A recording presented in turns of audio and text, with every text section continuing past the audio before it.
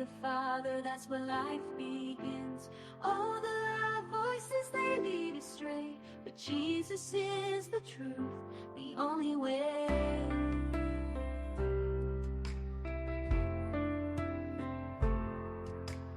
Enter through the narrow gate, for the gate is wide and the way is broad that leads to destruction in the false facade. Many walk that path and don't see the sign, but the gate is small and the way is divine. The road to life, oh so few.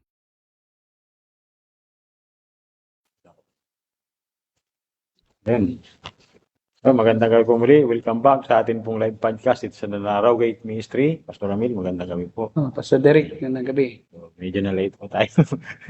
Na konti. Pero, yun, Pastor, may bagong topic po tayo ngayon at ito po ay tungkol sa Lordship Salvation. Yun. So, ano po ba ang Lordship Salvation? At paano malalaman na ang isang Kristiyano ay ligtas? Ito ay may video rin po tayo mamaya bibigyan ng comment. So atin man ang panoorin yung video, no? Kasi yan na yung magsisilbi nating introduction at kung paano natin tatalakayin ngayong gabi yung tinatawag na Lordship Salvation na yan ay pinauso ni John MacArthur, no? Sa kanyang isang aklat na The Gospel According to Jesus. So yan yung kanyang tema noong aklat na yan, ang Ebanghelyo ayon kay Jesus. Panoorin po natin.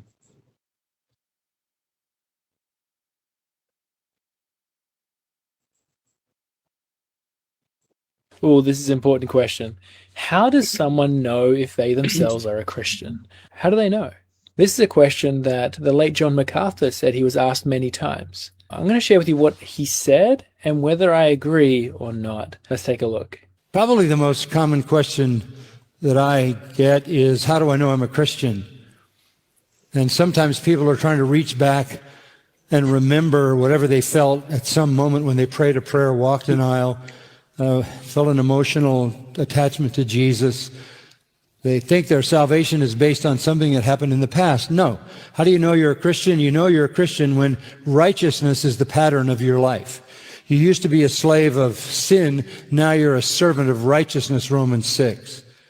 It's the transformation that is the evidence. Where there's no transformation, there's no salvation. Faith without works is dead. Now, first of all, I appreciate what the Lord allowed John MacArthur to do in his ministry. I have his study Bible, but I'm not sure if his answer here was the best. There's some truth in what he said. Now, it is true that if someone thinks about, am I saved, they shouldn't go back to, well, I walked the aisle, I signed a card, I got baptized. Because those sort of things aren't even what gets you saved in the first place. You're not saved by walking an aisle or getting baptized.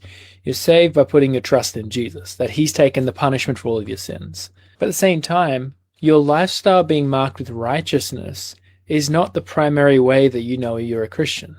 Now, that can be a sign, we'll talk about that. But a works-based salvationist can say, yeah, I think righteousness is a great part of my life, so therefore I must be a Christian. Someone who's claims to be a Christian and trusting in their works. See, that's the problem. If you make righteous living the test that someone should be checking to see if they're a Christian, you can have a whole lot of people relying on every good work they've done, thinking, yeah, Lord, Lord, I've done this, I've done that, and Jesus says, depart from me.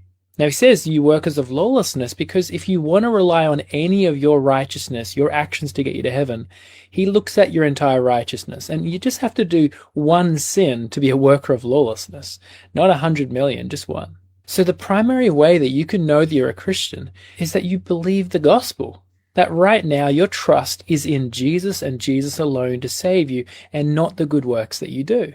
The ground of our assurance is the finished work of Christ on the cross. And we can know if our trust is in Jesus. You don't have to look to your works to figure out if your trust is in Jesus. You can know, I am trusting in him. He has done it, and he'll fulfill his promises. Which is similar to what Paul said in 2 Timothy. Which is why I suffer as I do. But I'm not ashamed, for I know whom I have believed. And I'm convinced that he's able to guard unto that day what has been entrusted to me. You see, Paul could know who he was believing in, who his trust was in. And so can we. We can know Am I fully convinced? Just like Abraham was fully convinced that God was able to do what he had promised, and that's actually the basis of why his faith was counted to him as righteousness. So we too can know that I'm fully convinced Christ has taken the punishment for my sin. He'll take me safely to his heavenly kingdom, all because of what he's done. You see, let's say someone hears the gospel for the first time today, and they genuinely put their trust in Christ alone to save them. Can they know from that very second that if they died, they'll go to heaven? Yes, because the gospel contains a promise. 1 John 2:25, and this is the promise that he made to us, eternal life. So we don't have to be unsure. If we hear the gospel, we trust in Christ to save us. We don't have to be like, well, I don't know if he'll deliver. Maybe he'll take me to heaven. We'll find out. That doesn't sound like trust. That doesn't sound like being fully convinced. It's like this scenario. Imagine if my wife promised that dinner will be ready at 6 p.m. And I was like, not really sure if my wife will really have dinner at 6 p.m. I'll go make my own dinner or buy some takeout. Well, then was I really trusting my wife? Not at all. If I say, oh, look, I'm 50% sure she'll make dinner by 6 p.m., I'm really saying that she's 50% not trustworthy. That's not being fully convinced. But trusting my wife in this scenario means being fully convinced she'll do what she promised. And therefore, I don't need to rely on anything else for my dinner tonight or rely on what she cooks for me. And so in terms of our entry to heaven, are we going to rely simply on what Jesus did to save, or are we going to cling to some of our own righteousness and think, oh, I'm not sure if God will let me in? No, let's cling to his righteousness. He's done everything needed, and therefore we can be 100% sure we're going to heaven. Scripture says, there is therefore now no condemnation for those who are in Christ Jesus. This is the great truth of the gospel. Some people teach that you can only really have assurance of salvation maybe 10 years down the track after being a Christian. That's not helpful. That doesn't sound like the gospel contains a promise of eternal life to those who believe. But it does. Jesus said that. Whoever believes shall not perish but have eternal life. Or even Hebrews 10:23 says, let us hold fast the confession of our hope without what? Wavering. For he who promised is faithful. He is faithful. So therefore, don't be like, well, maybe we'll find out if God lets me in. Be like, I can hold on to my confession of our hope without wavering. Because it's not based on my faithfulness. It's based on the faithfulness of the one who promised it to me, the Lord Jesus Christ. So then where does a changed lifestyle come into it? Because I agree that someone who has their faith in Christ will begin to have a transformed life as time goes on. But if they died that moment they came to believe in Christ, they still go to heaven, even though they produce zero good works at that point. But if they don't die immediately, if they have time, they will begin to be fleeing from sins and to be pursuing good works and making themselves more Christ-like as God sanctifies them. As 1 John 3 says, and everyone who thus hopes in him purifies himself as he is pure. That's our heart's desire. A heart changed by grace desires to walk more obediently. And those changes can be further evidence of your salvation. But it's kind of like the cherry on top. You already know I'm 100% going to heaven because Jesus paid for my sin. I can't go to hell. My trust is in him. But the changed lifestyle is just further indication. Wow, the Spirit is working in my life. Look what he's been doing. And so that's just a cherry on top in terms of assurance. But I think it's really important to make clear that the gospel itself gives that assurance of I am going to heaven because of what Christ did for me. Because otherwise, like some weeks, if we're honest, we are more holy, and other weeks maybe not as holy. We serve Christ more some weeks, but maybe not some others. And if your assurance is largely based on what John MacArthur is speaking about, your assurance is going to waver. Well, this week it hasn't been as righteous as last week, or vice versa. And your assurance is then going to change continually. But our assurance is going to be rock solid if it's just based on the finished work of Christ and trusting in what he's done for us. And then from that posture of, I know I'm saved, therefore it makes us pursue holiness and righteousness. Now that's in terms of yourself, how you can know if you're saved.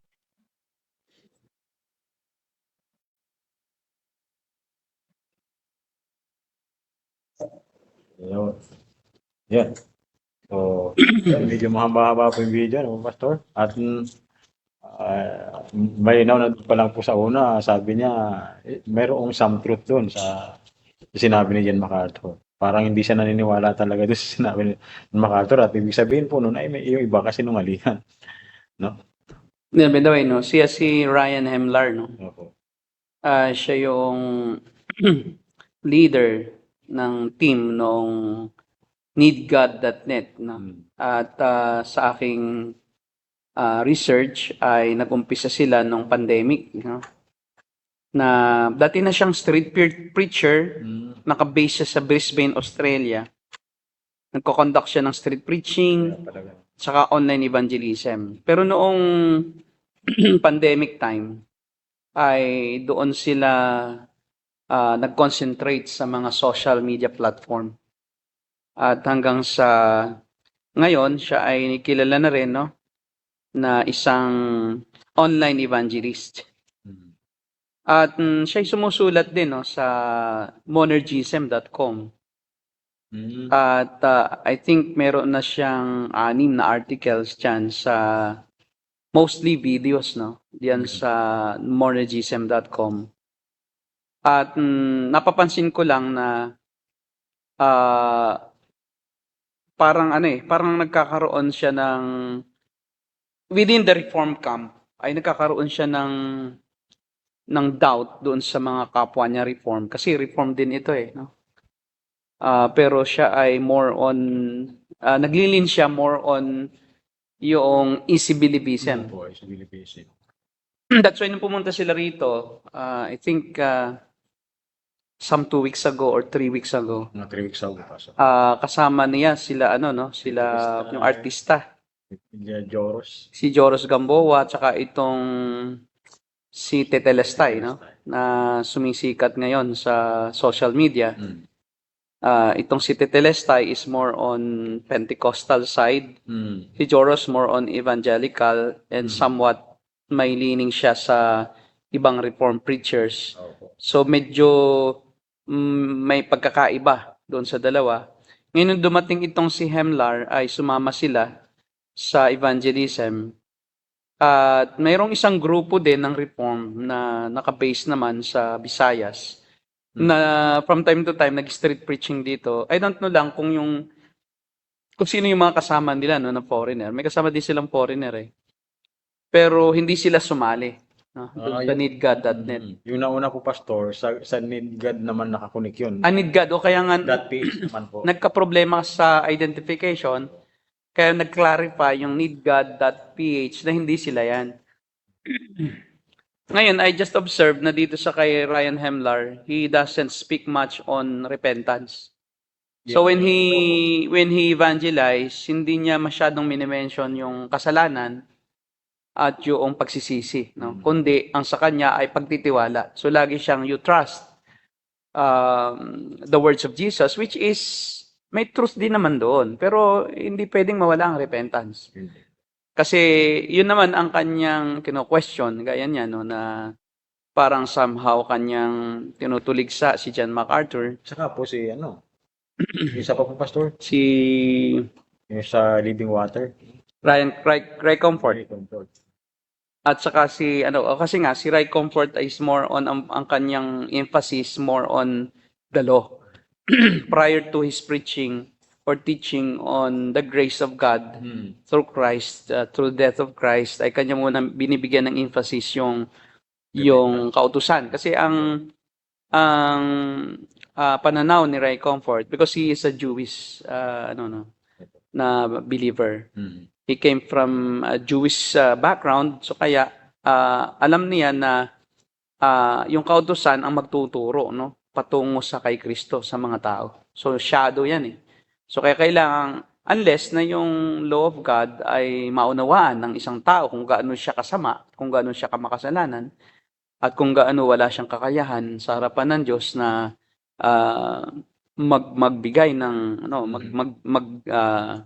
magbigay ng tawag dito, dahilan para siya iligtas ng Diyos, wala siyang maipagmamalaki sa harapan ng Diyos. Kaya nga itong si naman kontra doon, ang sa kanya is more on believing, trusting. And sabi nga niya dito sa video, kahit na 1 segundo pa lang o 2 seconds pa lang na ang tao ay naniwala na kay Jesus, pwede na siyang magkaroon ng assurance, which is I think that's impossible kasi even yung napakatagal na mga long long-term na yung kanilang mga services sa church, yung mga long-time believers, may nagdududa pa rin no, sa kanilang salvation. Totoo. At mayroon pang hindi makatiyak. Pero sa kanya parang very easy to assure somebody that you are already saved. Just trust. The problem is, how can you define trust? How would you really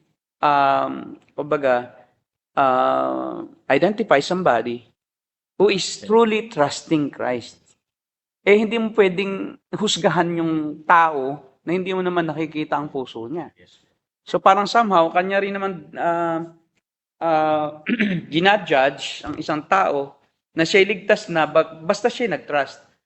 Ang problema, madali lang namang mag-confess na ako'y nagtatrust kay Jesus Christ. Kasi sa kanya, hindi yan evidence, parang secondary evidence na lang yung lifestyle change. Para sa kanya, kailangan trust lang.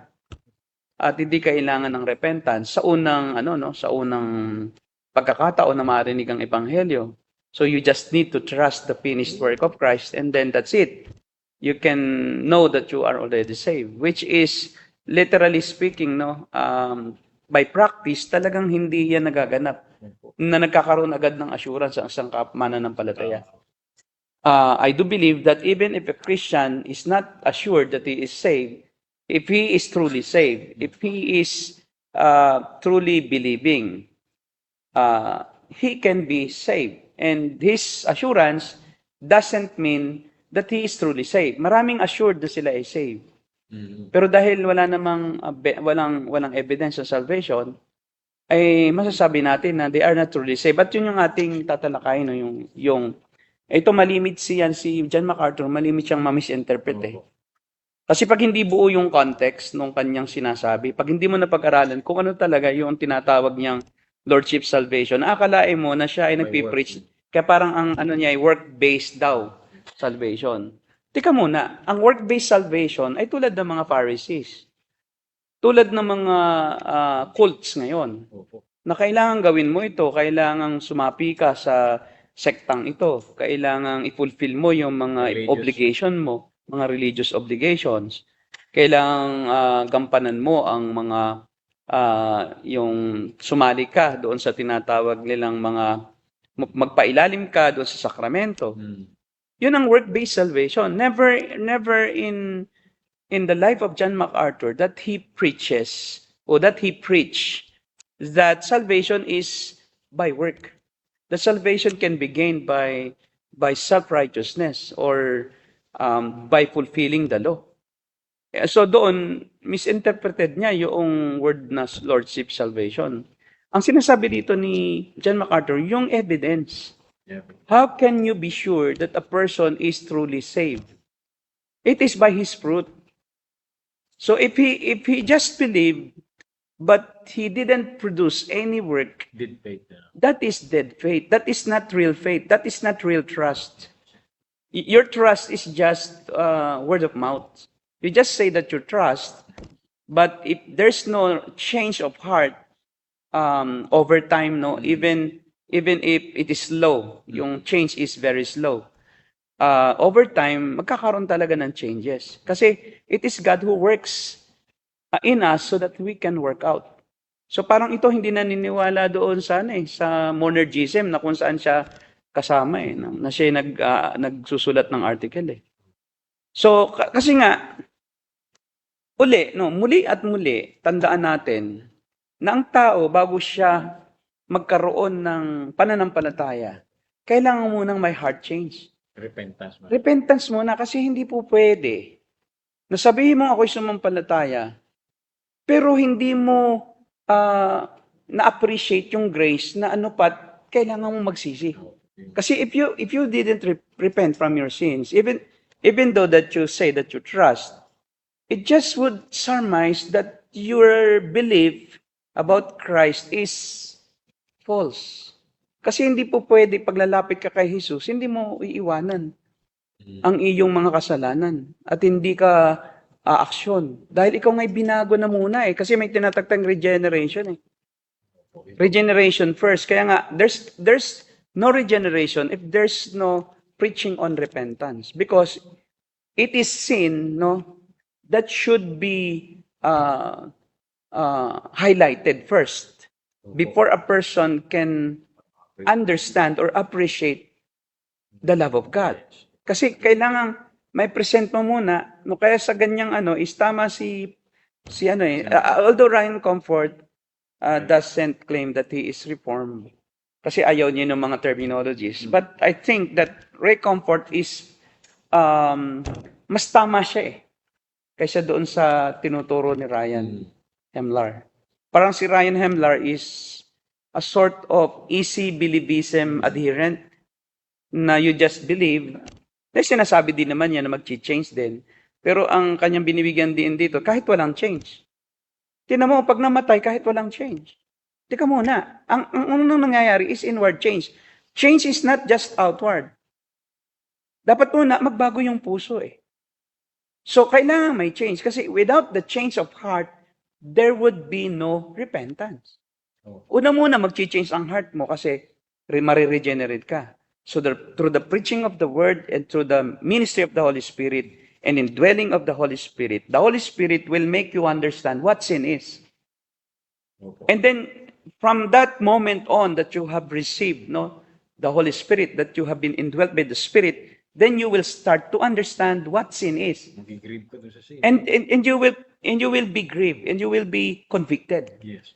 That you cannot continue following Christ without repenting from your sins. Kaya nga, pag sinabi niya kahit walang change, sika muna, paano yung change of heart? Na-miss out niya yung change of heart. Dapat may change. Kasi 2 Corinthians 5:17, for those who are in Christ Jesus, sabi doon, kaya nga, ang sino mang nakay Kristo ay mga bagong nilalang. O paano yun? May inward change na siya. Yun ay inward yun hindi yun outward na gaya ang sinasabi niya na nagpuproduce ng good works. Sa kanya, kahit hindi mag-produce ng good works, at kahit walang change sa puso. Basta nag-trust lang. Basta nag-trust. How can you trust if you didn't change? How can you, kaya nga ang meaning mismo ng metanoia is change of mind. Change mismo. Kaya po, Sabi niya, without change So, paano magkakaroon ng metanoia without change? Yung mind, kailangan din mag-change. At yun ang evidence na ikaw ay talagang nagtatrust. Ngayon, without changing the mind, walang metanoia. So how can somebody who is dead in sin, who cannot understand what sin is, and who can't understand the holiness of God, how can he trust God if he knows that he can still trust himself? Kaya ang problema dito is, hindi lang terminologies, kundi yung understanding ng word na change. Parang sa kanya, nagkakaroon ng work-based o nagiging work-based ang salvation pag nagpipreach ka ng metanoia, ng change. Kasi work daw yun yung change of mind, work. So parang hindi ka na nagtatrust sa ginawa ni Christ. Yun ang nakikita ko na pananaw niya Kaso evidence talaga, hindi pwede mawala ng salvation. Ngayon, tingnan natin mismo ang sinabi ni John MacArthur. Sabi niya, the gospel call to faith presupposes that sinners must repent of their sin and yield to Christ's authority. So in other words, a sinner who refuses to repent is not saved. Hindi sinasabi dito ni MacArthur na nasi-save ang isang tao through work or through changing of heart. Hindi yun. Kundi, but the evidence that a person is saved is there is change. There must be change because it is God who causes change. It is not the person who changes himself. Kaya monergism pa rin yung kay MacArthur Yes. Monergism Yun ang monergism. That even change of heart, that even repentance, metanoia, is wrought by God. Ba? Through the regeneration of the Spirit of God, when that person understood what the gospel is, what the good news is, and then he can only understand, by the way, because he was regenerated.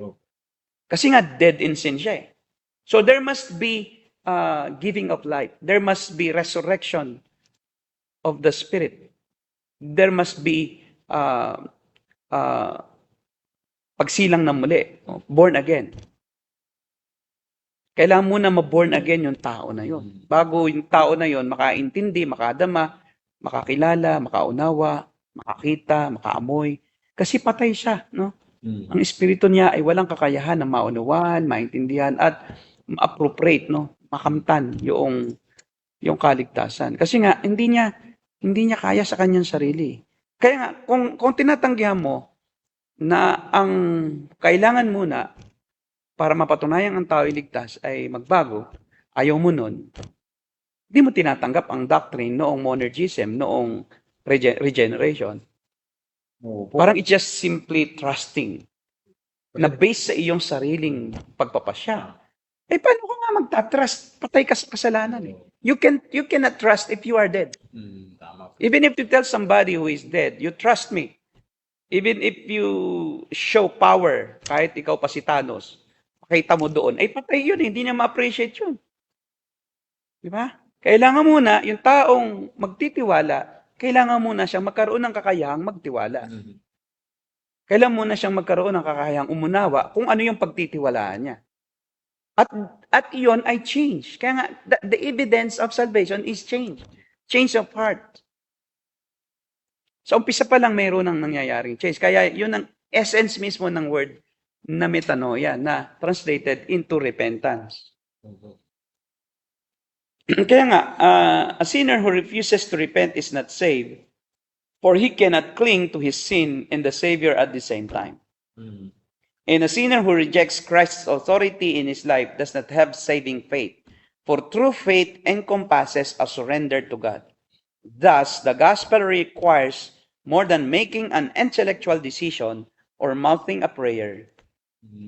So hindi lang basta magsalita ka na ako'y nagtitiwala kay Jesus. Maski sa sarili mo na paraan 'yon. Hindi pwedeng intellectual lang yung iyong pagpapasya o yung desisyon. Ginamit po niya, Pastor, si Abraham na example eh. Yung faith daw niya itinuring siya righteous. Yung faith niya kasi yun yung nagtulak sa kanya para gumawa siya ng mabuti. Sumunod. In that way, again, in the saving faith is from God. Yes. For by grace you have been saved through faith. And this faith is not of yourselves. So even Abraham was given the saving faith. And I do believe that Abraham was somehow regenerated in some point of his life that he doesn't know about. Hindi niya alam na siya na-regenerate. Kasi yung regeneration is independent of man's decision. God can regenerate whoever hears His word and whoever has that tendency to rely on Him upon hearing His word. And he can rely on God because he is regenerated by God. From the start. Hindi ka talaga pwedeng, si Abraham, hindi siya pwedeng sumampalataya sa Diyos unless binuhay siya sa Espiritu Unless bigyan siya ng kakayahang umunawa sa Diyos Kasi sa dami-dami ng Diyos during the time of Abraham, na lahat ng Diyos-Diyosan na yan ay kinikilala ng iba't ibang uri ng tao na yun ang Diyos. Hindi niya kilala ang tunay na Diyos. Because Abraham is a pagan. Pagan siya. Ang tatay niya gumagawa nga ng mga rebulto How can he understand and distinguish the real God or the true God among the deities, among false gods of Mesopotamia and or Chaldea? If he is not given God, the ability by God to understand the true God. Kasi 1 Corinthians 2:14, lagi tayong babalik na no one can understand spiritual things unless they are born of God, unless they have the Spirit of God, unless they are indwelt. Kaya I do believe that even Abraham was indwelt by the Spirit of God. That's why he was made alive in the Spirit, and then he was able to have faith that saves, and that saving faith brought forth obedience in his life.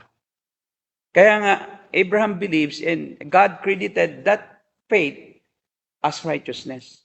Because that faith is not of Abraham. That faith is the gift of God. The result of regeneration of the Spirit. Kaya nga, ang problema doon ay mukhang leaning itos talaga sa easy-believism. Parang napakahirap para sa kanya na magsabi ka na sinasabi naman ni MacArthur fruits eh. Hindi naman sinabing cause eh. Doon pa lang sa terminology, semantics eh. Hindi naman sinabi ni MacArthur na the cause or the reason of salvation is work. Wala pong Wala naman kahit kailan si MacArthur na katuruan na hinighlight niya na yung kaligtasan ay sa pamamagitan ng paggawa ng tao. misinterpret talaga po nito. Kasi parang iniwalay po ni God yung work doon sa faith eh. Yun ang kanyang interpretation na dahil sinasabi ni John MacArthur, tinuturo niya na kailangan makita yung work. Iniwalay na niya. Yun na yung Pinagtuunan ng pansin na parang sinasabi niya work-based na pala. Opo. Kaya Pastor, delikado rin po, di ba? Yung kapag ikaw ay nag-evangelize po, na magtiwala ka lang sa Panginoon, ikaw ay ligtas That's na. very dangerous. Kasi parang binibigyan mo agad ng assurance eh. Na they are trusting their own trust. Yung kasi ang They're trusting their own faith. Yes. Faith in faith. Not faith that comes from God, but their own faith. Trusting their own faith. That they have faith. Yun ang problema. I trust on my faith that I have that faith. Diba? That saves. Napaka-dangerous. So yung faith mo pa rin ang nag-save. Not the faith that is a gift of God. Kasi yung trust mo pala ang nagliligtas eh. O pag ikaw yung nag-trust, work pa rin. Kasi ang trust is work of the mind. Faith is the work of the mind. Kaya nga yung faith na regalo, hindi yun sa tao, kaya walang work eh. Kasi yung faith na napuproduce ng regeneration, once na makaunawa ka, saka ka na magkakaroon ng saving faith, hindi sa'yo galing. Sa kanya, yung kanyang trust, sa kanya. And I can be fully assured that I have been saved because I have this trust. The problem is, why did you trust? Dahil ba ikaw ay magaling? Dahil ba ikay matalino, kaya ka nag-trust? Kasi missing sa kanyang regeneration eh. Sa kanyang mga preaching, there's no regeneration. Yun ang There's no yung changing from being dead to being alive. Wala. So, ibig sabihin ay parang Pentecostal lang siya na na-reform kuno. Tapos yung Pentecostal na ayaw na niya lang gayahin yung altar call. Kasi hindi na rin siya nag-altar call. Pero ang kanya is lalong napakadali. Well, Pastor, sa Magtiwala ka lang. Australia, alam po natin na ang karamihan dun sa Christian, mga Pentecostal eh. Kaya, Hillsong na andyan. Bira ang evangelical dyan. Kaya nga sinasabi ni MacArthur ay Lordship salvation teaches that a true profession of faith will be backed up by evidence of faith. May evidence yung faith na yon. If you truly have that true profession of faith, may evidence yung ganong faith. If a person is truly following the Lord, then he or she will obey the Lord's instructions. A person who is living in willful, unrepentant sin has obviously not chosen to follow Christ. Because Christ calls us out of sin and into righteousness. Talagang may evidence dapat yung righteousness. So Lordship salvation is not a salvation by works doctrine. Yun ang sabi ng God Questions. Malinaw. Yun ang sabi ng God Questions sa pag-aaral nila tungkol sa Lordship salvation. Hindi ito salvation by works doctrine. So advocates of Lordship salvation are careful to say that salvation is by grace alone. That believers are saved before their faith ever produces any good work. And that Christians can undo sin. However, true salvation will inevitably lead to a changed life. The saved will be dedicated to their Savior. And a true Christian will not feel comfortable living in unconfessed, unforsaken sin. Malinaw naman po, Pastor. Malinaw naman. Kaya lang nalalabuan sila kasi I think mayroong feeling of superiority na rin. No? Parang ako, pagka napapanood ko siya, parang ang tali-talino niya. No? Parang tuloy ako ay parang, teka, ano bang aral? Parang gusto kong tuklasin kung ano ba ang theological foundation nito.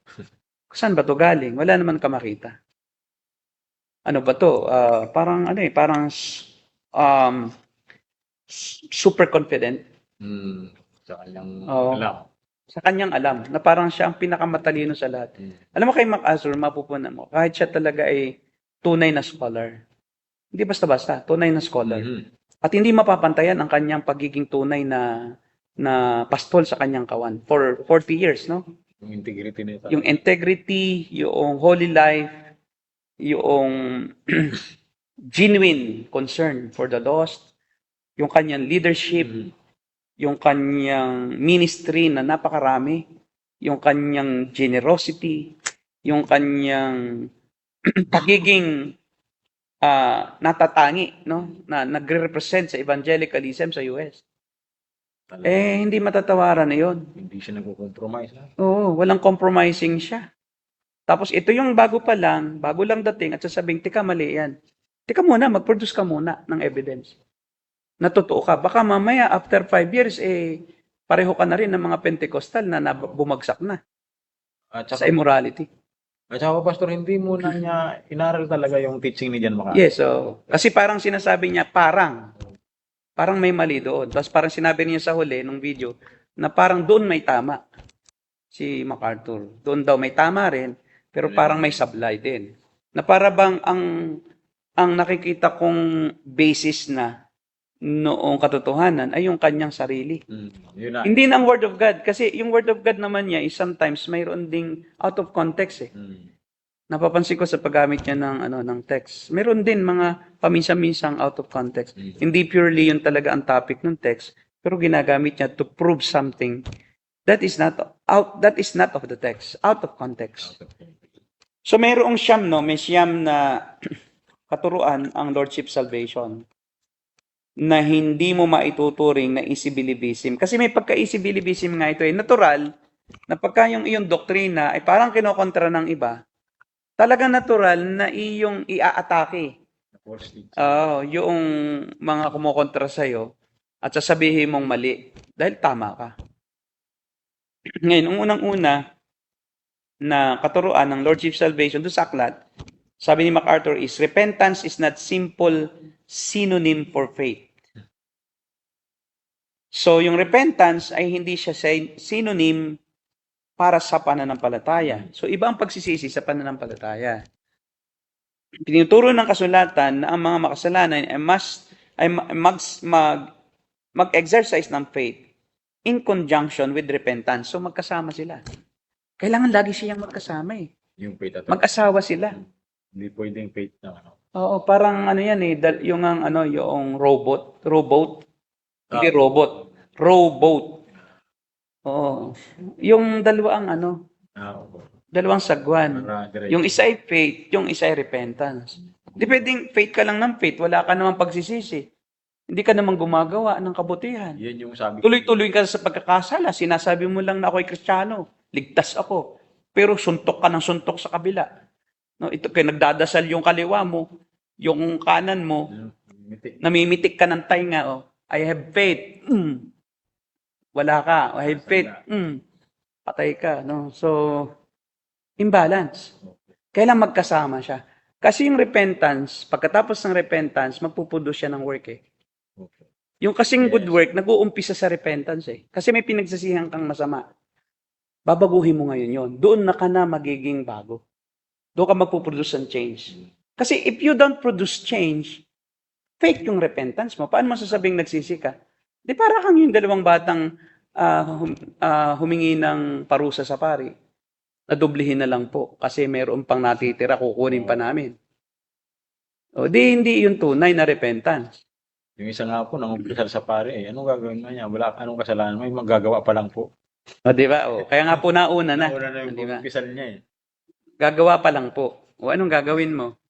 Magnanakaw po ako ng saging sa kapitbahay. Ay narito na rin lang po ako sa simbahan. O anong kabuluhan ng ganong pagsisisi? Diba? Di ba? So, ginastify mo pa. O, di ba? At tinakpan mo. So, hindi pwede yun. Kailangan side by side. Working side by side. Yung genuine faith produces repentance. Genuine faith produces repentance. And yung repentance will produce good works. Diba? So, dahil pa rin sa faith. Because you have faith, then natuklasan mo na ito'y mali, convicted ka ng Holy Spirit, then you will repent from that sin. And then you will produce good works in the process. Kasi you will change your lifestyle from being sinful to somehow a follower of Christ in that area. Kasi maraming area kasi ang buhay na dapat nating ipasakop sa Diyos. Pero yung pong pastor, justification talagang by faith lang talaga siya. Yes, without works. Without works talaga. Kasi we don't speak about justification. Justification is merely the work of God, not the work of man. Justifying a sinner by his blood, Yes. Malinaw. by his death. We have been saved by grace through faith. Justification is by faith. But salvation is by grace. Kaya nga, repentance is a change of mind from embrace of sin and rejection of Christ to a rejection of sin and an embrace of Christ. And even this is a gift of God. Faith is the gift of God. It is not your own faith. Trust is a synonym for faith. Trust. So binabago mo lang ang sinisimantics mo lang eh. Ang sa'yo trust. Pero yung trust is faith. Yes, lang. Yung trust nga parang tao lang yun eh. Mas malalim yung faith kaysa trust. Kasi trust can be used by somebody who is not a Christian. Pwedeng, I trust you to do this for me. Parang yung ginamit niyang ilustrasyon ng asawa ko, pag sinabi niya na magluluto ng dinner sa akin, pag ako'y hindi nagtatrust completely, bibili ako ng aking pagkain. Pagka naman nagdududa ako, 50-50, sa isip ko, ano kaya, may pagkain kaya? Wala, di ba? Yun ay 50-50 trust. Pero pag talagang nagpo-full trust ka, hindi ka nagagawa ng kahit ano. Darating ka na lang, kakain ka na lang. Yun ang kanyang... No, that is not equivalent to faith. Okay. That is, Iba. kaya nga yung trust na yon is human trust. It is a human definition. It is not defined. In the Bible, there's no word such as trust, but faith. But if you will replace a biblical word with some unbiblical word, then it becomes man-centered. Kaya ikaw ngayon, ang nagtitiwala sa sarili mong kakayahan para ka magtiwala. Trust lang. Napakagaling mo pala. Nakaya mo pala sa iyong sariling gawin ang pagtitiwala. Without repentance. Diba? Without any work of God involved. Para bang, well, maaari sa ibang katuruan. Hindi ko pa narinig yung iba niyang katuruan na baka naman mayroon din siyang regeneration. I don't know. But in this video, tinapos ko yan eh. Well, hindi niya tinalakay dyan ng regeneration. Hindi po. Haba-haba nung ano. Haba-haba, pero wala talaga sa kanya yung tinatawag nating initial working of the Spirit, which is regeneration. That brings change. Change talaga eh. Hindi pwedeng wala eh. Kaya nga ang evidence na may faith ka, yung change, kasi ang Holy Spirit ang mag-change eh, hindi ikaw eh. Kasi mabubuhay ka na sa spiritual. Yung palang pagsisisi mo, yun na yung beginning ng pagkaunawa. Na ikaw pala yung makasalanan. Kasi pag hindi ka nagsisi, paano mo nasabing naunawaan mo ang grasya ng Diyos? Ay ang magtutulak sa iyo para magsisi ay yung pagkaunawa mo doon sa ginawa ni Kristo na siya pala sa kabila na ikaw ay makasalanan. Siya'y banal, siya'y Diyos, siya walang hanggan, nagkaroon ng hangganan bilang tao at namatay para sa iyo. So paano ka hindi yuyuko at luluhod sa ganoon at magsisisi sa iyong sariling mga pagkukulang sa Diyos? Diba? So change na agad siya eh. So how can you say that I will just trust without changing? Hindi magkakaroon ng trust na gano'n. You cannot trust if you don't change. Kasi ang tao, likas ng tatrust sa sarili siya eh. Para nangyayari, you will trust in your own ability to trust. In somebody that you will trust. Kaya in God we trust lang sa pera. Pero tingnan mo yung pera, nakalagay in God we trust. Pero tingnan mo ang karakter ng Amerika, di ba? Hindi. Kaya pwedeng sabihin mong in God we trust. Pero ang Amerika, in our own hands we trust. In our own superpowers we trust. We are great. In our own ability to wage war and win the war because of our sophisticated armaments, we trust. Di ba? Kapag sinasabi ni Trump, ang Diyos ang may gano sa amin, pero gera dito, gera doon, which is somehow, parang sadya na eh. Lahat na lang gusto mong angkinin. So, sumusobra na. So, sabihin mo pa rin, ako pa rin nagtatrust. Hindi na eh. Nakikita natin, iba na ang Iba na ang ginagawa ng Amerika. Amerika, parang si Trump is building a legacy on his ability to rule. Oo. Not on God, na parang doon siya nag-trust na ano ba ang kalooban ng Diyos sa Amerika? Kalooban ba ng Diyos pumatay kahit ng Muslim? Hindi naman ah. Para tayong ano rin noon, nung panahon ni Muhammad na patayan dito, patayan doon, nung panahon ng mga crusades, no? Proceed. Na nagpapadala sila ng mga mandirigma para labanan ang Islam, para agawin ang Medina, ang Mecca. So it's nonsense, it's useless eh. Pag sinabi mo I trust in God but it is not sin, no? It is not revealed in your lifestyle. Even individually or corporately, hindi totoo yung iyong trust. Hindi ka totoo. Hindi Kaya paano, naman patay. hindi pwede. Kaya nga kailangan may change eh.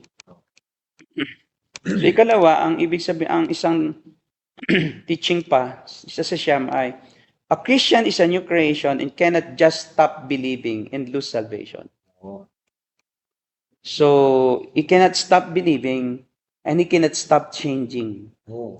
Sanctification. Yes, he will be sanctified. Kaya nga po yung Philippians chapter 2, verse 12 to 13. Mm. Sanctification yun eh. Pero sabi po dun, yung gawa ng tao, ang Diyos talaga gumagawan Mm. sa bandang huli. So faith itself is a gift of God, and real faith endures forever. And salvation is all God's work, not man's. Those who believe in Christ as Lord are saved apart from any effort of their own. Malinaw. Tapos sasabihin mo na work-based. So hindi mo naintindihan. Hindi mo siya talaga binasa. Palagay ko, hindi naman talaga nito binasa yung aklat ni MacArthur. Saka maraming ganoon ng mga nag-apologetics na hindi naman well-versed doon sa kanilang tinatalakay eh. Tapos may portion-portion lang silang sinasabi. Hindi naman talaga buo yung pananaw nila tungkol doon sa isang tao, sa sinasabi ng isang tao. Ikatlo, naturo ng Lordship salvation is the object of faith is Christ Himself, not a promise, a prayer, or a creed. So, hindi creed-based or work-based Hindi talaga. ang salvation. Hindi dahil sa ginawa ng tao. Hindi sa pamamagitan ng isang promise. Kasi sinasabi niya, promise daw eh. Yung promise lang ang pinagtitiwalaan niya eh. Ang object pa rin, hindi yung promise, but Christ Himself. Christ Himself. He is the center and the object of our faith, not His promise. Because if you will just trust in His promise, but you will not trust in His person, that is losing your relationship. Parang work-based ka na rin, talaga. Kasi hindi na yung mismong ang iniibig mo ay si Kristo, nakafocus ka ngayon doon sa pagtatrust, doon sa isang bagay na pinangako ni Kristo. Nakikita ko rito yung highlighted niya yung word trust. Repeated niya yung trust. Parang change lang naman niya yung semantics. Ng, di ba, instead na faith ang sabihin, ginagawang. Maraming nagpapahanga kasi na binabago lang ang mga terms. Pero yun din. Opo. At si Christ mismo, inutos niya talaga na hindi niya inalis yung law. Di ba po? Hindi. Mahalin mo ang... Hindi. Ang sabi nga ni Jesus, no, don't think that pumarito ako Ay, para i-abolish ang law, hindi para but to fulfill it. Hindi ko ipinawalang bisa ang kautusan. Matatapos ang langit at lupa, pero yung nituldok ng kautusan ay hindi mawawala ng kabuluhan. Kaya, Mananatili. kaya ang isang tunay na Kristiyano po, hindi siya antinomian. Hindi po. Siya ay wala siyang hindi siya anti, siya ay pro. Pronomonian. Pronomonian. So, ikapat, true faith always produces a changed life. 2 Corinthians 5:17. Di ba? Talagang produce talaga ng bagong buhay. Mahirap magtiwala sa isang taong sasabing siya ay ligtas, pero asal demonyo. Ayan po, yung title pa naman niya eh. Paano kung masasabing ako isang tunay na Kristiyano? Basta may trust ka lang. Basta may trust ka lang, kahit wala kang repentance. Yun ang sinasabi. Parang verging ito sa no?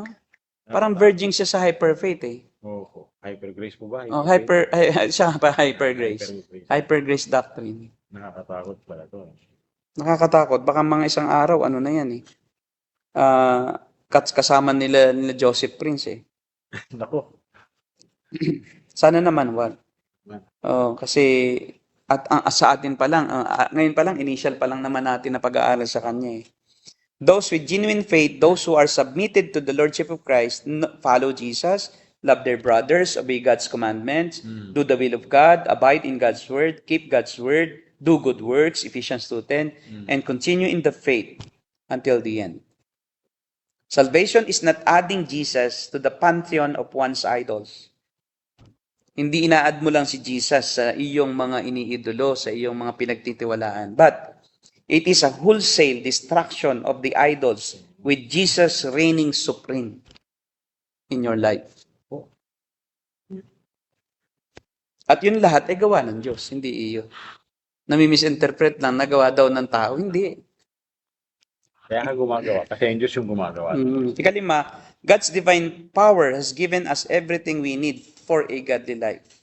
So, sapat ang kapangyarihan ng Diyos para ka mamuhay ng isang banal na buhay. Papaluin ka pag nagkasala ka, paano hindi ka magbabago? Pag gusto mong magwala, itatali ka. May Diba? pagbabago ka. Kakawalan ka pagka okay ka na. Pagka hindi ka na naman okay, pipilayan ka na naman. Kulit ka kasi. Pag gusto mong tumakbo, pipilayan ka. Paano ka malalayo sa Diyos? Siyang gagawa ng paraan para wag kang makalayo. Sukdo lang putulin ang paa mo para lang manatili ka sa Kanya. So salvation then is not just a ticket to heaven, na parang ticket lang siya, trust. So I trust in you, papasukin mo ako, kahit sino pa ako. Kasi namatay ka naman para sa akin, di ba? But it is the means by which we are sanctified practically in this life and by which we grow in grace. So hindi ticket ang kaligtasan, kundi ang kaligtasan, yun ang kasangkapan talaga para tayo maging kagaya ni Kristo. Ika-anim, Scripture teaches that Jesus is Lord of all. So Christ demands unconditional surrender to His will. Those who live in rebellion to God's will do not have eternal life. For God opposes the proud, but shows favor to the humble. Ikapito, those who truly believe in Christ will love Christ. And those we love, we long to please. He pleases Christ. Ginagawa pa rin. Gawa pa rin po yun. Okay. Mga bagay na gusto ng Panginoon, gagawin mo. Yes. Ikawalo, Scripture teaches that behavior is an important test of faith. Obedience is evidence that one's faith is genuine. 1 John 2:3. If a person remains unwilling to obey Christ, unwilling to repent, he provides evidence that his faith is in name only. A person may claim Jesus as Savior and pretend to obey for a while, but if there is no change of heart, his true nature will eventually manifest itself. That was the case for Judas Iscariot. Pwede sabihin mo, I trust Christ, I believe in Christ, I follow Christ, but in the end, your true identity will be revealed. Kaya mahirap magtiwala sa isang taong hindi Mahirap. ko nagtiwala sa pananampalataya. Mahirap. And panghuli, genuine believers may stumble and fall, but they will persevere in the faith. 1 Corinthians 1:8. That was the case for Simon Peter. So, ang tunay na Kristiyano, maaaring magkasala pa rin at bumagsak sa kasalanan. Pero sila'y magtitiis hanggang wakas. Dahil yun ang kanilang nature. Ang nature nila magtiis. Nagiging tupa sila. O, tupa na sila noon, kaya lang naligaw. Ngayon sila itupa ng sumusunod. Nakilala na ang kanilang pastol at siya magtitiis sa pagsunod sa pastol. Yun ang tunay na tupa. At saka pastor dun sa pananatili, hindi siyempre nananatili kang gumagawa Yes. sa righteousness, life of righteousness. So God is the one who will mature each of us according to His perfect timetable.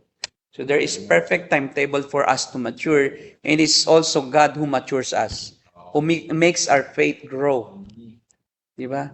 Hindi tayo ang nagpapatubo at nagpapalago, ang Diyos din. Ang Diyos talaga. Ang Diyos ang pumili, ang Diyos ang bumuhay, ang Diyos ang nagpapanatili, ang Diyos ang nagbibigay ng kakayahan, at Diyos din ang tatapos sa inumpisahan niya na pagliligtas sa atin. Walang makakawala.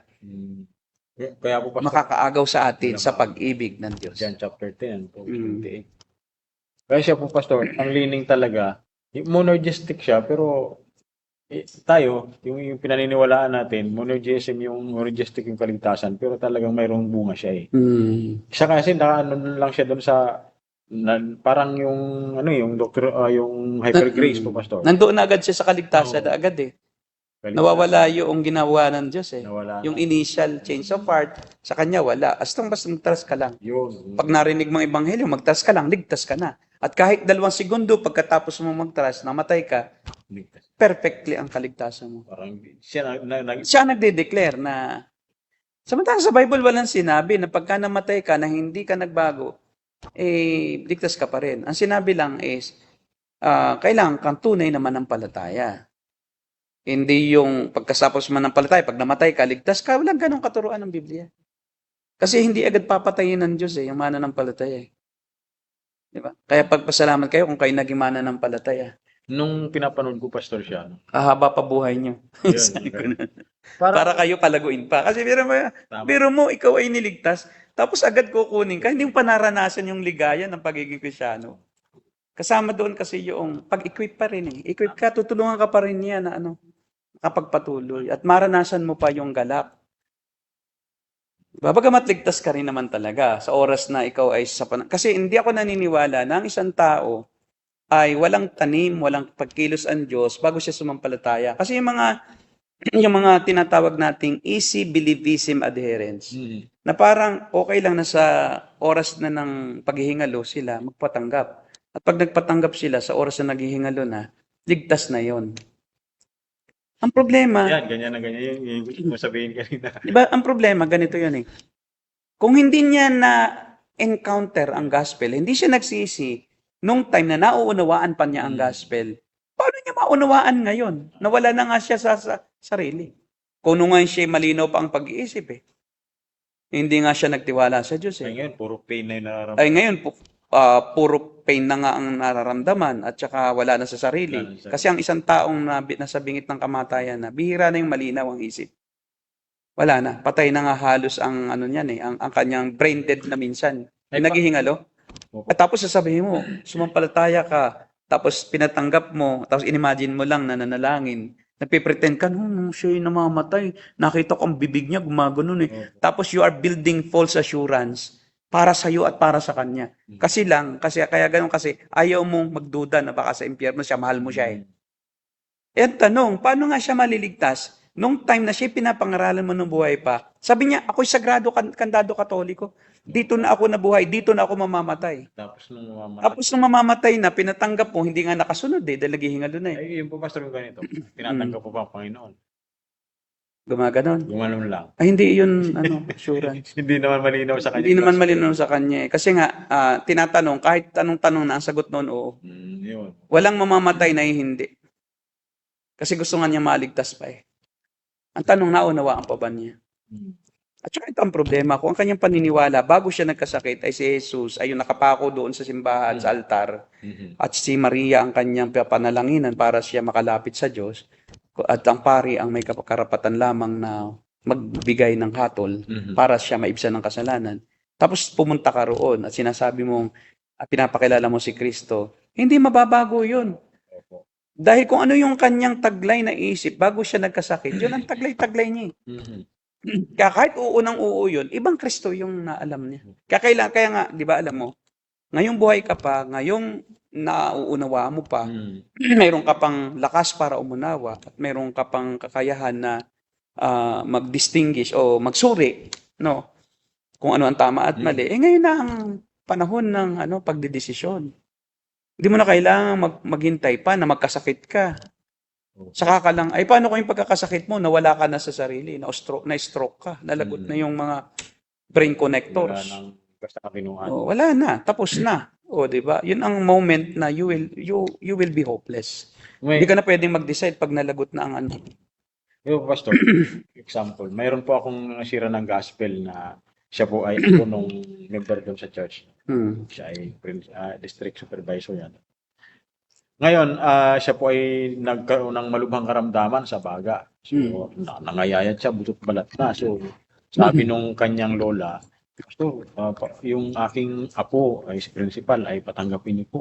Hmm. Ay, nasiran ko na po ng gospel yun eh. Siya naman ay sumasang-ayon. Hmm.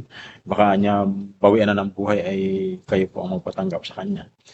Hindi siniran ko po ng gospel. Sabi ko, hindi po ako nagpapatanggap. Pero sisiran ko po siya ng gospel ng patungkol sa mabuting balita. Ngayon, sabi ko sa kanya, ikaw po ba ay sumasampalataya sa Panginoon na siya ay namatay, siya ay muli na buhay para ang mga sasampalataya sa kanya magkaroon ng buhay na walang hanggan.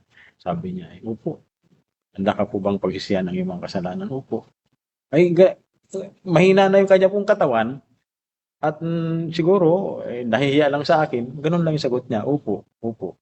So, ngayon, sabi ko, baka mamamatay na yun, sabi ko kay Mrs. Pero mga ilang linggo po, lumakas siya. Nagsimba doon sa malaking simbahan. Yung Katoliko. Sabi ko, hindi pala totoo. Sabi ko sa iyo yung content ng faith niya, kahit nasundutin mo, yun pa rin yun. Ang tinatanggap niya yung maling yun. Kailangan magkaroon siya, na mag-build up siya ng tamang content.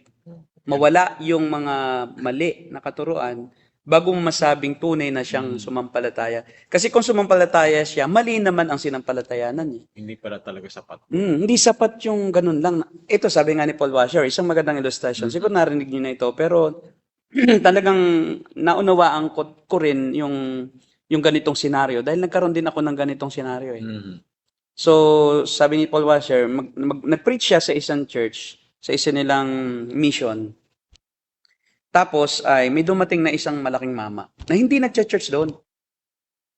Tapos nakaupo yung mama sa unahan. Tapos kung ano yung topic niya, yun lang. Tapat siya sa kanyang text.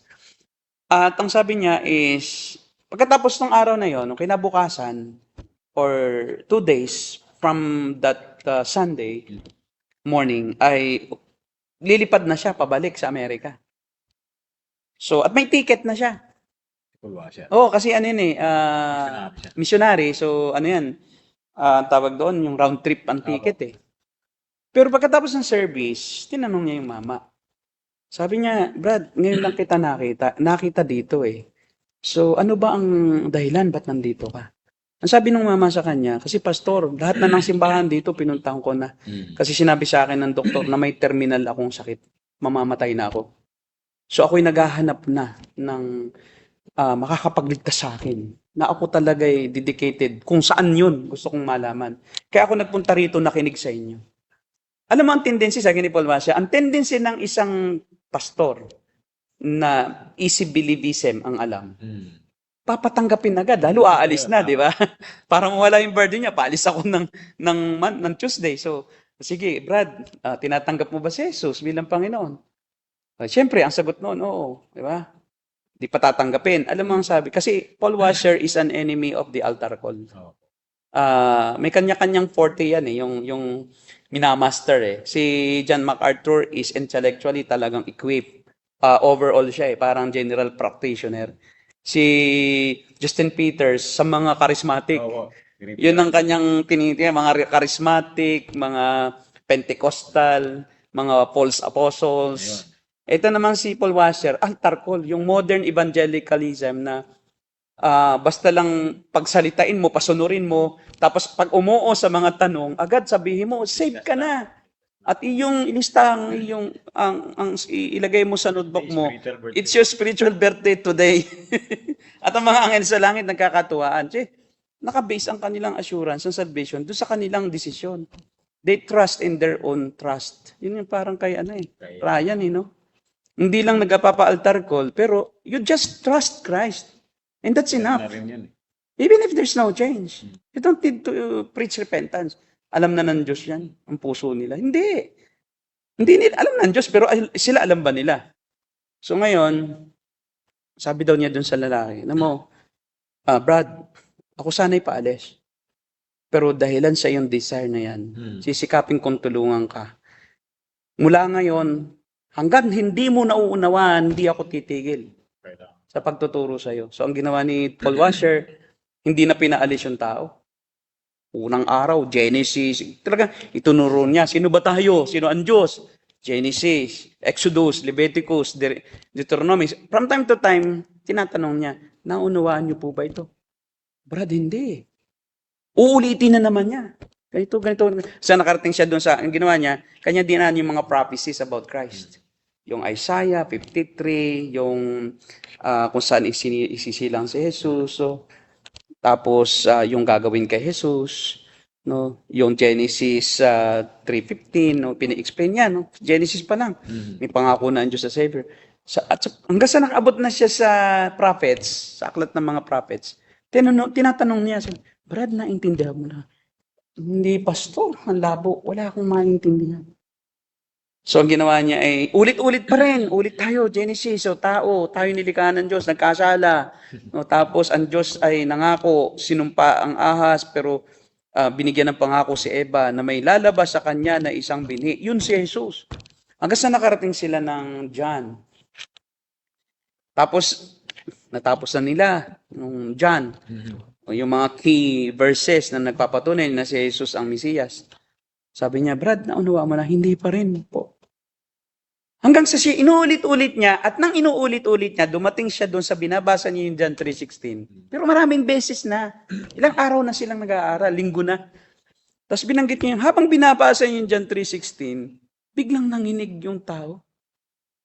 Nanginginig. Umiiyak. Laki-laking mama daw, pero talagang umiiyak. Sabi niya, Pastor, nauunawaan ko na. Ako pala ang dahilan kaya namatay ang Diyos anak. Ako yan, iniibig ako ng Diyos na ibinigay niya ang kanyang anak sa akin. Yun ang tunay na conversion na hindi natin minanipulate, hindi natin isinupalpal sa bunganga ng taong makasalanan na hindi pa niya naunawaan kung ano ang kanyang sitwasyon sa harapan ng Diyos, na siya'y walang kakayahang magbigay lugod sa Diyos, agad na nating sasabihang, mahal ka ng Diyos. Kahit sino ka pa. Hindi niya naiintindihan. One time daw, nag-preach din siya eh. No, parang revival, sabi niya. Kasi habang siya nag-preach, may sumisigaw na, umiiyak. Tapos mayroon daw suminyas at nagsabi sa kanya, patanggapin mo na. Kasi umiiyak na. Nung nagalit daw siya, sabi niya, don't touch the Ark of the Covenant of God. Don't touch the Ark of God. Kasi ginagawa na ng banal na espiritu ang trabaho niya. Nag-i-interfere ang tao. Hayaan mo na ang banal na espiritu, paiyakin siya. Ipamukha sa kanya, makasalanan ka. No? Idikdikin siya na ikaw kailangan mong magbago. Wala kang kakayahan. Pupunta kang impyerno. Yun dapat ang maunawaan ng tao. Unless na ma-break ang tao, hindi siya magkakaroon ng tunay na conversion, kapatid. Pag sinabihan mo siyang ligtas ka na, magtiwala ka lang, paano siya maliligtas? Lalo siyang nagkakaroon ng false assurance na yung pala kaya niyang magtiwala at sapat na yun. Wala lang. Kaya we don't do addendums. We don't preach something that is not prescribed. We don't do anything in our preaching that is not prescribed in the scriptures. Hindi tayo nagpapatanggap. Kasi walang pagpapatanggap sa Bible. Walang pagbibigay ng panalangin sa bibig. Kundi hayaan mo na ang banal na espiritu ang kumilos sa puso ng tao sa pamamagitan ng tapat na pangangaral sa kung ano ang sinasabi ng salita ng Diyos. Kasi masyado tayong result-oriented eh. Gusto natin easy lang ang pag-convert para magparami tayo at parang pagkukunti tayo kasi defeated tayo eh. Kasi we are focused more on yung result. Yes. And accomplishments. Tsaka yung ganun po mga way ng pag-preach ng gospel, madaling umuo talaga ang tao. Madali. Hindi marami ka nga namang mapapatanggap. Madaling umuo. Sabi ko nga, when I was becoming reformed through the book of Loren Boitner, Reformed Doctrine of Predestination, unti-unti lang, hanggang sa ma-fully embrace ko yung Reformation. Then I found out who MacArthur, minamak na, no? Minamak kasi siya ng marami, kaya John MacArthur. Si John MacArthur na nakilala ko, din Sproul, yung friendship nila, John Piper, somewhat, nakatulong din sa akin. And then, yung sila, Jonathan Edwards, yung mga preaching ni Charles Spurgeon, nasa archive naman, Okay. Talagang pinag-aaralan ko. Dumating ako sa punto na hindi ko na kinakaya yung practices sa amin church. Hindi ko na kaya. Kaya nagpaalam na lang ako. Sabi ko, lalo nag-G12. Naku. Tapos ay sa G12 ay mayroong tinatawag na Encounter God Retreat na yung Opo, huling gabi. GR. Pag pastor ka at hindi ka tumanggap sa G12, hindi ka patunay na pastor, hindi ka patunay na Wow. Kristyano. So magiging tunay na Kristyano ka lang kung kalilimutan mo lahat yung mga ginawa mo noon. Tapos Yung una mong pagtanggap, fake yun. Kailangan dito ka sa tunay na iglesia na sa makabagong panahon. Yes. Kaya nagpatanggap ulit. At pag tumanggap ka, ano ang term nila? Reborn, born again. Di ba? na reborn. Congratulations to the reborn, born again. Born again ka na reborn ka uli. Sa mali. Susunugin mo yung kasalanan mo, ilalagay, susulat mo sa papel, tapos itatrampol mo, tapos kukunin mo, pulitin mo yung pinunit-punit, tinapaka mo, tapos susunugin doon. Pag nasunog na yun, nakaabang sila. Yun na yung reborn, born again night. Congratulations. Tapos magsasayawan na parang ano na. Tapos sasabihin pagka nagsasayaw, huwag yung ipagsasabi itong ginagawa natin sa labas. Sasabihin nila, mga siraulo tayo. Di ba, mag-hawak-hawak dito, sa likod. Talagang sayawan. Maatikabo. Celebration yung celebrations Na na reborn na na-reborn na Biro mga tagal-tagal na nila sa church, hindi pa pala born again. Grabe. Naglingkod na ng may 40 years na, Oh. 50 years o ugod-ugod na, hindi pa pala tunay na born again. Kailangang ma-reborn. Kasi hindi pa daw sila born again. Ayun, napunta na sa wala. Ngayon naghihirap na sila. Lalong kumunti. Nung dati kukunti na, akala nadagdagan. Kasi bakit ka, hindi mo mapapanatili kasi sa church, yung mga hindi tunay na born again, nagamit ang ebanghelyo Kasi ang hanap ng mga hindi tunay na born again, karnal na kasangkapan Pag Pasko, kailangan may regalo ka. Ini-expect nila yan. May free na tubig. Mayroong stub kasi may tubigan. So pagka nakadalo ka ng 4 na beses sa isang buwan, may free ka na 1 gallon na 4 liters. Di ba? So kaya kailangan sumimba kasi mayroong iipunin mo yung stub mo Tapos pag naka-4 ka ng stub, dadalhin mo doon sa tubigan, doon sa gilid ng church. May free ka na 1 gallon. Lahat na ng paraan. Pag kami dadaang mga estudyante, sa Ramon Magsaysay, kasi malapit kami roon sa Espanya. Merong juice, 3 na juices. Iba-iba, may lemo, merong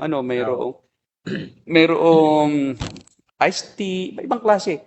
Tapos nakalagay doon, get 1 cup for free. Siyempre, pagka kukuha, nakita dadaan pinto yan. Tapos may gate. Hindi ibababa yung bag. Ang gagawin, yung bag, ilalagay sa loob. Tapos di kukunin yung bag, may upuan na ron, huli ka na. Tapos papatanggapin na. Ganun pala. Siyempre, merong iniinom, di ba? Nahihiyang umalis. Tapos minsan, nung ako'y paalis na, nagpaplano ako mag-resign, nadatang ko, may nagpe-pray na tinatanggap ko po si Jesus. Mga nakamulat lahat yung mga estudyante umiinom ng Diyos. Sumusunod na panalangin. Panginoon, tawanan. Tinatanggap kita. Hindi niya nakikita na nag-iinom. Tapos sasabihin niya na pagkatapos niyang manalangin, narinig niya sa tenga niya, kayo ngayon ay ligtas na. Congratulations mga kabataan, kayo ngayon mga anak na ng Diyos. Tinginan lang naman sila. Tapos ipa-follow up na nila doon sa school. At pa-attendin nila kasi kayo anak na ng Diyos, kayo member na ng tunay na iglesia. Tapos, paano mo ikikip yun? Di patuloy mo silang ipiplease. Patuloy mong ipiplease. Hindi sila dadalo dahil sa mahal nila si Kristo. Dadalo sila dahil mahal nila yung mga bagay na natanggap nila sa church. Yun ang totoo po. At gusto nilang matikman uli yung Diyos. Kung wala ka ng Diyos, kung wala ka ng tubigan, di ba? So, paano yun? Aalis uli yun. Hanap naman ang iba. Nasanay sila ng ganun Tapos ang kawawa, yung iba na naman church na pupuntahan. Kasi mga false professors yan So pagpunta nila sa isang church na nanggaling siya dito sa false ang profession na ang paraan, akala niya ganun din. So maghahanap uli siya ng makukuha doon. Ito yung mga tulisan Diba? Raransakin yung church, aalis. Tapos punta naman sa kabilang church kasi baka doon mayroon na namang programang iba. So parang 4 piece lang. 4 piece lang, pipila sila. Kasi nandun sila diba, para makakuha ng support. Yun. And that's how Christianity is functioning today in the Philippines. Yun na nakakalungkot po, Pastor. Ginagawang pain yung mga hindi baling bigyan mo pag genuine Christians. Opo. Kasi we are told to support each other, to help one another. Pero yung Christian na. Pero yung karnal, yung taong hindi Kristiyano, tapos painan mo ng mga bagay, ng mga material, para lang ma-maintain mo yung pagdalo, ay magsasawa ka at mauubusan ka. Kahit tunay na Kristiyano, tinutulungan mo, pag talagang wala ka ng pantulong, nandyan pa rin. Kasi hindi naman yung tulong mang hinihintay nila. Kasi alam na nila ang katotohanan. At saka kahit anong mangyari, hindi yan aalis kasi genuine ang kanyang profession. Yes. Magbabago yan. Kahit anong gawin ng mga magulang nila, pagbawalan sila, hindi. Tutuloy pa rin yan. Kahit magkapagsubok yan, mawala ng pera yan, tutuloy pa rin yan. Kasi genuine siya eh. They love Christ more than anything and anybody in the world. So, they will try to please Christ in all their aspects, on all the aspects of their lives. Kasi nga si Christ naman ang kanilang Panginoon talaga eh. Hindi yung nagsalita lang eh. Ang banal na Espiritu ang nagpaunawa sa kanila kung sino si Christ. May mga Kaya mag-entertain tayo ng tanong. Okay, scroll nga. No? Mga, So misinterpreted yung Lordship salvation. Akala work-based salvation. yan. Good evening po. Pastor, I just want to ask kung anong view ninyo. Why did Jesus perform his first miracle at the wedding? Kaya Mark Benson Vicente. Well, unang-una, nais din niya na doon mismo sa kanyang sariling bayan maggumawa. No? Kasi yung lugar, taga roon siya eh. Taga Galilea siya eh. At kasama niya yung kanyang mga kapatid, ang kanyang ina, at ang dahilan ay yung kanyang paglaban doon sa mga traditions ng mga Jew. Hindi kasi yung miracle lang ay parang dahil sa alak, no? Yung alak. First and foremost ay mayroong kahulugan yon kung bakit yung tapayan na yon ay pinapuno niya ng tubig at ginawang alak. Kasi yung mga tapayang iyon, yun ay lalagyan ng para sa washing. Yun ay yung kanilang isa sa kaugalian, sa kautusan, na kailangan na maghugas ng kamay. Di ba? Pagka bisita ka, hugas ng paa mo. Kung kakain ka, maghugas ka ng kamay. So this is used for ceremonial washing and it denotes yung religion ng mga Jews. Now, he is just showing in his during that first miracle that he has performed, na siya ay laban sa tradisyon ng tao. Na hindi siya sakop ng kautusan. Hindi siya sakop ng kautusan. Secondly, gusto niyang ipaunawa sa lahat ng tao na pagka ang Diyos ang gumawa, perfect, the best. Hindi gawa ng tao. The best yung alak na yun. Yung alak na yon, the best, hindi ginawa ng tao. Tubig lang, biglang naging alak. At pinakamasarap. At ikatlo, yung alak naman na yon ay hindi alak na katulad ng alak ngayon. No? Yung alak noon is purely for socialization and yung alak noon ay 5%, 10%, 15% proof. It is, ang tawag diyan, pure grape juice. Hindi katulad niya yan. Yung pure grape juice, fermented siya. Yun ang ginagawang alak. Hindi siya, anong tawag din, pinapapawis, no? Yung chemical, may chemical reaction. Pawis lang. It is purely fermentation, hindi distillation. Kasi ang alak ngayon, distillation eh. Nakakalason yan. Pero ang alak noon ay purely fermented juice. Most of the time is grape juice. Kaya ito ay grape wine. And grape juice is beneficial to the body. Unless na talagang sinobrahan na, no? Hindi kumakain, hindi na nagpapahinga, hindi natutulog, nalasing na ng todo, naging alcohol na lang ang content ng katawan, doon nagkakaproblema. Pero sa mga Jews, pag may kasalan, they don't treat that as sinful.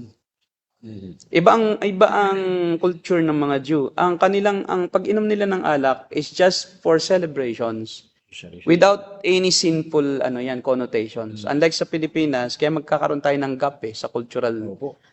natin aspect Kasi sa atin ang alak masama agad. Sa mga Jews, ang alak is part only of their culture na Celebration. for celebrations. Saka yan ay gamot. Kasabi ni Paul kay Timothy, drink a little wine kung hindi ka natutunawan. Kasi ang alak ay pampatunaw. At saka sa Israel ay may ice. Oh. So, sa lahat ng bansa na mayroong malamig ang panahon, especially during winter, they need a little ice, a little wine. So to make their body warm. Para hindi sila giniginaw. So para sila makatulog na maayos. So pang protection lang 'yon sa kanila. Kaya nga at even sa kanilang pagkain, traditional sa mga Jewish meals, lalo pag special meals, na pagkatapos silang kumain, mayroon silang tigko-konting wine. Kasi para makatulong sa pagtunaw. Kasi sa Israel kasi at sa ibang bahagi ng Middle East, mas mahal ang tubig kaysa juice. Oh. Mas rare ang tubig kaysa juice. Sa ngayon. May part ng Middle East na mas mahal ang tubig kaysa sa wine. Pero lahat yata po sa buong Middle East kasi ang ginagawa po nila talaga, yung hamog ang nila. Kasi bihira ang tubig. Ay bihira na umulan. Disyerto kasi. Disyerto doon. And that's the reason. Makaiba sa atin. Sa atin is more water than wine. And wine is distilled.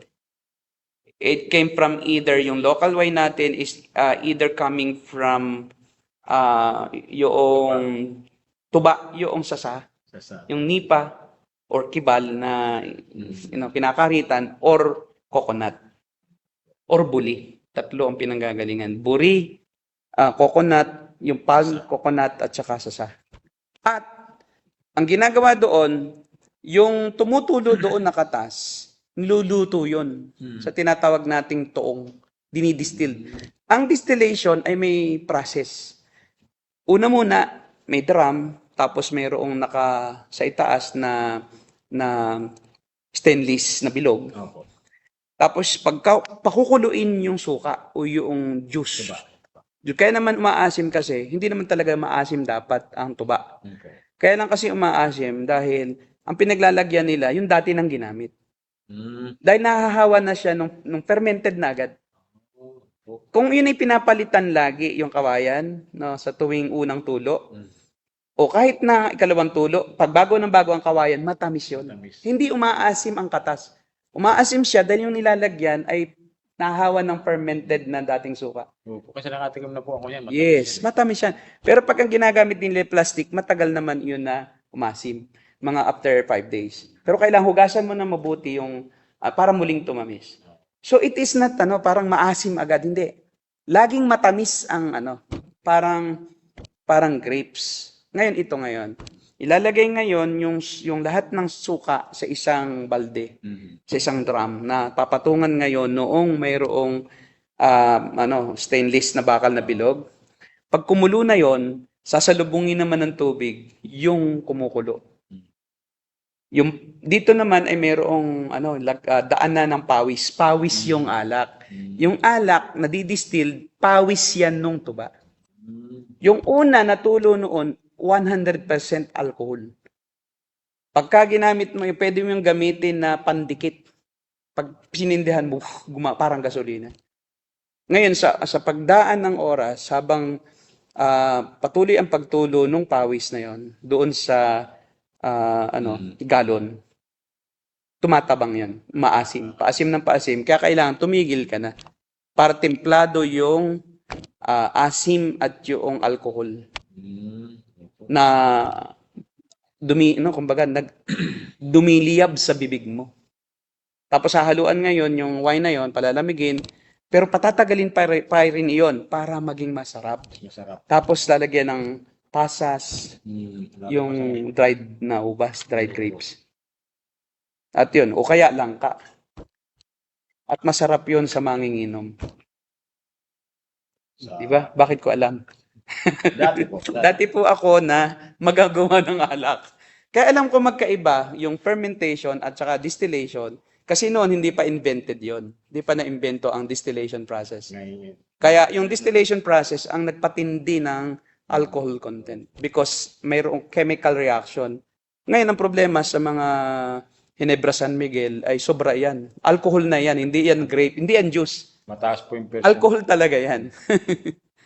Alcohol talaga yan. Sabi po ni Dustin Chen, Amen. You can now work out your salvation for the Lord has already worked it in for us. Ganda po na sinabi ni J. Mac dyan na good works are the necessary evidence, proof and result of salvation. There's no other evidence of salvation but the fruit. The fruit talaga. Kaya sabi ng Panginoon, you will know them by their fruits. Kung sino yung mga false teachers, kung sino yung mga false believers, you will know them. Di ba biblical? Bakit ayaw mo na mag-produce ng work? Eh, yun nga yung fruit eh. Tama. Parang pag nagtanim ka pala, ang sa kanya, magtanim ka kahit di ka na makakain ng bunga. Anong purpose ng pagtatanim mo? Eh, di hindi ka makakagawa ng alak mula sa ubas kung hindi nagbunga yung ubas mo. Now, what's the purpose of planting something na wala namang fruit? Useless. Di sunugin mo kasi makakaabala pa sa'yo. Nagtatrabaho ka, wala kang bunga. Anong pakinabang noon? Tama. O, di ba? Eh, ba't inaalis mo yung pinakang bunga? Ayun nga yung ebidensya na Ebidensya talaga. tunay na yung puno ng ubas. Pag namunga ng ubas yun. Pag yung puno ng ubas, namunga ng mangga, ay mangga yun, di ba? Yun nga po Pastor, Oo. yung papaya, di ba? May babae at lalaki dyan. Okay, tama. Di Oh. mo malalaman kung babae yun pag walang Bunga. bunga. Ah, Sabi mo, basta papaya yan. Ano yan, babae. hindi. Wala, hindi mo makita sa bunga eh. Lalaki yun. Oo. Lalaki yung papayang di namumunga. Kaya putuli mo na yon. Kasi sayang lang ang taniman. Magtanim ka ng ibang crops. Kakagaw po na. Kakaagaw lang ng space yan eh. 'Di ba? Kaya nga doon sa talinghaga ng ng ubas at ng mga sanga eh, 'di ba? Pinuputo. May peke na sanga. May peke na puno, hindi namumunga na pareho halos ng puno, nakayakap sa puno ng ubas. Mga false professors of faith. Kaya nga, hindi natin tinatanggap na ikaw ay Kristiyano kung hindi ka nagbago. Opo. At least, kahit paano, no? May nagbago sa'yo. Yes. Nagbago na ang iyong pananaw sa mga bagay-bagay, nagbago ang iyong yung lifestyle kahit paano, di ba? Kung 5 beses ka sa isang linggo umiinom, ngayon, Dalawa na lang. 2 na lang. Hanggang sa Hindi. ano, Hanggang sa unti-unti na ba? Hindi. Parang, hindi ka na masaya pati. 2, tapos di ka pa masaya. Kaya tumitigil ka kasi nawawala ang kasiyahan mo sa mga makabundong bagay. Dahil ikaw ay makalangit na. Yun ang pagbabago. Dahil laging tagalangit ka eh. Bakit mo ginugusto pa yung mga tagalupa na parang baliwala yung panlangit? Di ba? Sabi nga po dun sa kanta Pastor, sa langit walang beer eh. Sa langit walang beer, kaya mag-inom ka na nga inom Iba naman. Sabi ni nga ni Baliano, sa langit walang pera eh. Oh, Kaya dito ko kailangan ng pera. Sabi din niya ni Benihin, grabe, no? I don't need money in heaven, so that's why I need money now. Kaso dito, nagkakasama. Ayun, Magiging problema. greedy na yun. Ah, Kaya sabi mo po ni Dustin, I hope you can tackle po the 7 churches in the Book of Revelation.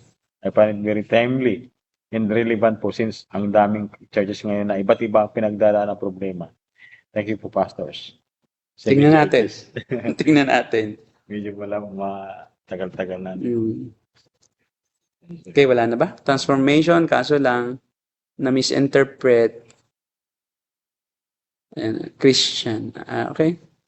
Oh, wala na po. Wala nang tanong. Mga na yan, comments lang. Thank you po for shedding light on this topic, sabi ni Dustin. Okay, thank you rin. Thank you rin. Sa panonood at pakikinig. Brother Homer.